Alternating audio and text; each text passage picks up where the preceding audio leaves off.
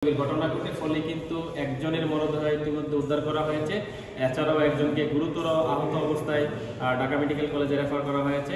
এছাড়াও প্রত্যক্ষদর্শীদের এবং বিভিন্ন সূত্রে জানা গেছে যে এখন পর্যন্ত প্রায় বেশ কয়েকজন অন্তত 8 জনের মতো যাত্রী কিন্তু নিখোঁজ রয়েছে। এদের মধ্যে একই পরিবারের 3 জন রয়েছে। এছাড়াও কিন্তু আমরা বিভিন্ন সূত্রে জানতে পেরেছি যে হাইওয়ে পুলিশের পরিবারের সদস্যরাও রয়েছেন।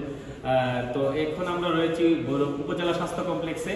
আমরা এই হাসপাতালে এসে যেমনটি দেখতে পেরেছি যে এখানে কিন্তু বাংলাদেশ রেড ক্রিসেন্ট সোসাইটি অর্থাৎ স্বেচ্ছাসেবক টিমের সদস্যরা কিন্তু তারা উদ্ধার কাজে নিয়োজিত রয়েছেন। এছাড়াও আমরা জানতে পেরেছি মেঘনা নদীতে ভৈরব ফায়ার সার্ভিস অর্থাৎ ভৈরব মেঘনা নদী এবং ভৈরব বাজার ফায়ার সার্ভিস সহ কিন্তু পুলিশের সদস্যরা উদ্ধার অভিযান পরিচালনা করছেন।